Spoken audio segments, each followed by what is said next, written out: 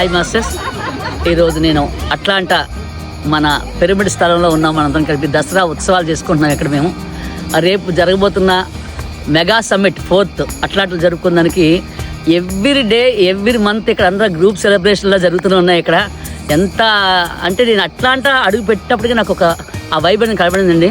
ఎందుకంటే ఫస్ట్ అలా ఎయిర్పోర్ట్ దిగ్గానే ఒక పూల వర్షం అనేది 1 minute నేను ఎక్స్పీరియన్స్ చేశాను. దాన్ని సంథింగ్ ఈజ్ దేర్ అనుకున్నాను. మహాతర బాబాయ్ కేవ్కి వెళ్ళినప్పుడు నేను అనుభూతి పొందాను. అది 1 minute తర్వాత చాలా ఎక్కువసేపు ఉంటుంది అనుకున్నాము, కానీ లేదు వర్షం. అది అంటే ఇక్కడ రాబోయే ఒక గొప్ప పిరమిడ్ అనేది ఇది ఓన్లీ అట్లాంటా కాదు, ఇది గ్లోబల్కి ఒక అద్భుతమైన మన పిఎస్ఎస్ మూమెంట్ నుంచి మరి పత్రిజీ కన్న కళలు, ధ్యాన జగత్, శాకాహార జగత్, పిరమిడ్ జగత్లో భాగంగా అటు డాలస్, ఇటు ఆస్టిన్, ఇటు అట్లాంటా, ఇటు ఎక్కడ ఏది వదిలేదు లేదండి. మొత్తం అంతా కలిపి ఎన్నో వేల పిరమిడ్లు ఈరోజు ఇండియాలో ఉన్నాయి. ఈరోజు గ్లోబల్ లెవెల్లో ఇక్కడి నుంచి స్టార్ట్ అవుతున్నాయి. మంచి టీం ఉన్నారు ఇక్కడ. ధన్ అందరూ దీనికి ప్రతి ఒక్కరూ స్పందించాలి. ఈ లోక కళ్యాణంలో భాగంగా ఇటువంటి పనులు చేయడానికి మనం వచ్చాం భూమి మీదకి. ఇవి చరిత్రలో లిఖించబడతాయండి. స్వర్ణ యుగం అంటారు దాన్ని. పిరమిడ్ జగత్తు, పిరమిడ్ యుగం.